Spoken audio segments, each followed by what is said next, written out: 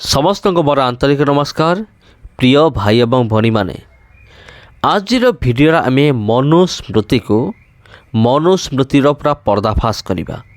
हाँ प्रिय बंधुगण, विगत भिडियो आपड़ देखी मनुस्मृति विषय। आज भिडियो भी आम माने मनुस्मृति विषय आम जानिबा जे मनुस्मृति एमिति एक हिंदू धर्मशास्त्र थिला, एबे भी किसी जगार अच्छी।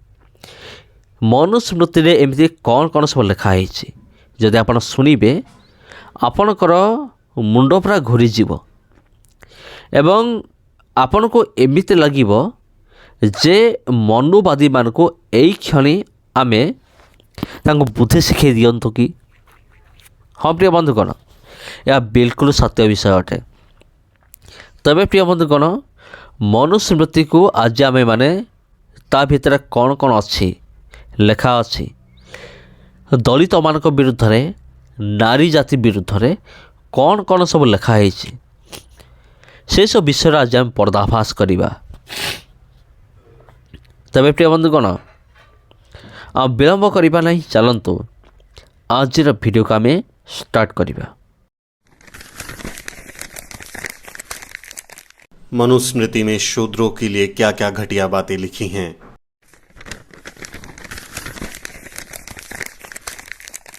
मानवता के कल्याण के लिए परम सृष्टिकर्ता ब्रह्मा ने अपने मुख से ब्राह्मणों को जन्म दिया, क्षत्रियों को अपनी भुजाओं से, वैश्यों को अपनी जांघों से और शूद्रों को अपने पैरों से पैदा किया।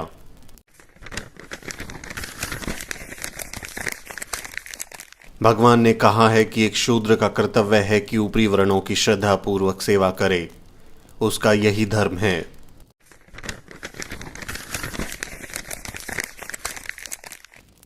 सौ साल के क्षत्रिय को भी एक 10 साल के ब्राह्मण लड़के को अपने पिता के रूप में मानना चाहिए।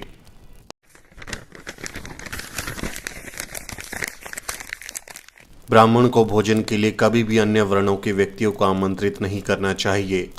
अगर कोई ब्राह्मण से भोजन मांगता है तो ब्राह्मण कुछ बचा खुचा दे सकता है, लेकिन वो भी उसके नौकर घर के बाहर देंगे।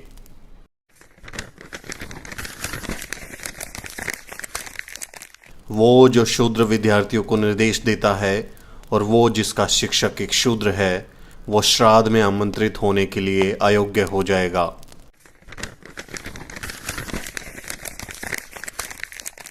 एक शूद्र शिक्षा प्राप्त करने के लिए अयोग्य है। ऊपरी वर्ण शूद्र को शिक्षा या सलाह ना दें।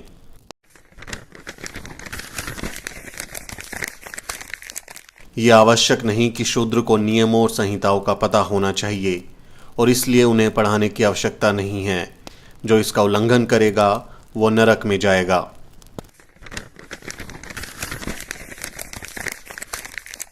एक ब्राह्मण को ऐसे देश में न रहने दें जहां शासक शूद्र हो।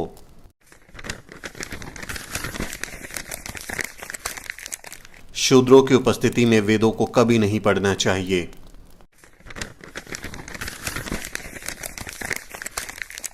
जिस देश में ब्राह्मण नहीं है, जहां ब्राह्मण खुश नहीं है, वो देश तबाह हो जाएगा।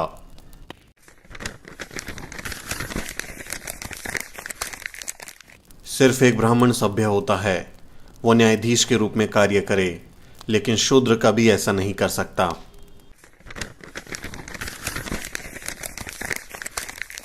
एक राजा जिसके साम्राज्य में एक शूद्र कानून का पालन कराए, वो साम्राज्य दलदल में गाय की तरह डूब जाएगा।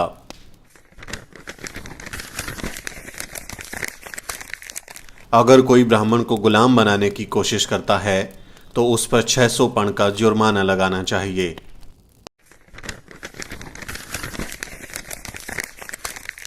एक ब्राह्मण शूद्र को किसी वेतन के बिना सेवा करने का आदेश दे सकता है, क्योंकि ब्राह्मणों की सेवा करने के लिए ही ब्रह्मा ने शूद्र को बनाया है।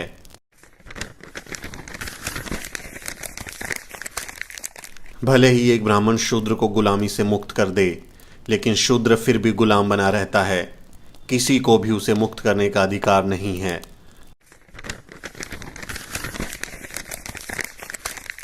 एक शूद्र जो द्विज व्यक्ति का अपमान करता है, उसकी जीभ कटेगी, क्योंकि वो नीच है।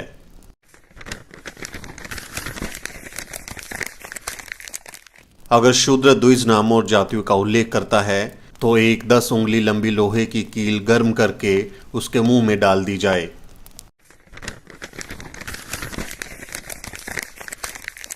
यदि कोई शूद्र घमंड से ब्राह्मणों को धर्म का उपदेश देता है तो राजा उसके मुंह और कानों में जलता हुआ तेल डलवा दे।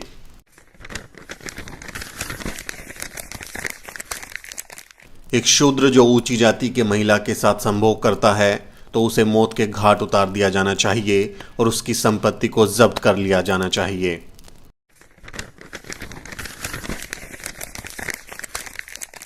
एक ब्राह्मण शूद्र को बाध्य कर सकता है, चाहे वो खरीदा गया हो या बिना काम किया हुआ हो।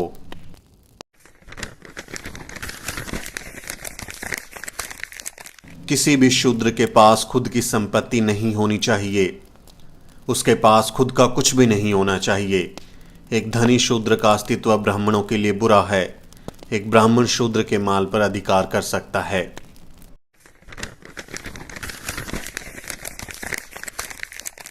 एक ब्राह्मण बिना किसी हिचकिचाहट के शूद्र की संपत्ति जब्त कर सकता है।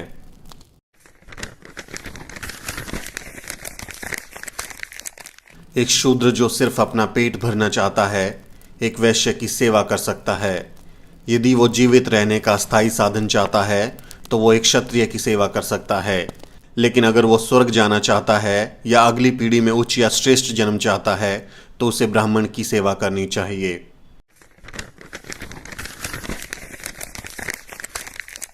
एक शूद्र का सबसे पवित्र कर्तव्य ब्राह्मणों की सेवा करना है। हमेशा ब्राह्मण शब्दों का अत्यंत भक्ति के साथ पाठ करना चाहिए। ऐसे शूद्र को मोक्ष मिलेगा, अन्यथा वो बहुत बुरी मौत मर जाएगा और सबसे बुरे नरक में जाएगा।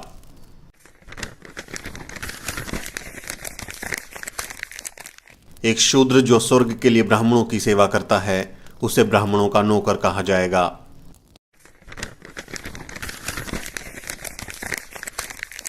शूद्रों का सबसे बड़ा काम सिर्फ ब्राह्मणों की सेवा करना है। इसके अलावा वो जो भी कुछ करेगा उसे उसका कोई फल नहीं मिलेगा।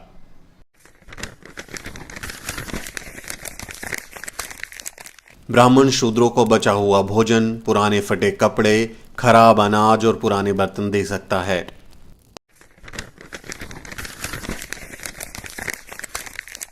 शूद्र जरा सा भी धन संग्रह नहीं कर सकता, भले ही उसके पास इसे बनाने की शक्ति हो, क्योंकि एक अमीर आदमी गर्व करता है जिससे ब्राह्मणों को दर्द होता है।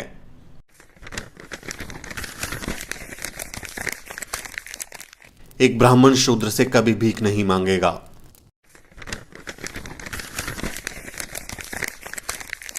शूद्र किसी अन्य वर्ण में शादी नहीं कर सकता।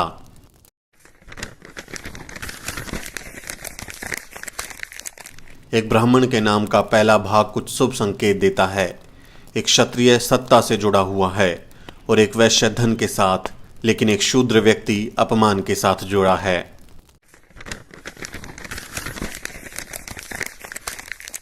एक ब्राह्मण के नाम का दूसरा भाग क्षत्रिय का एक शब्द सुख देने वाला शब्द होता है, जो वैश्य की रक्षा करने वाला और शूद्र की अभिव्यक्ति निरूपण सेवा का शब्द व्यक्त करने वाला होता है।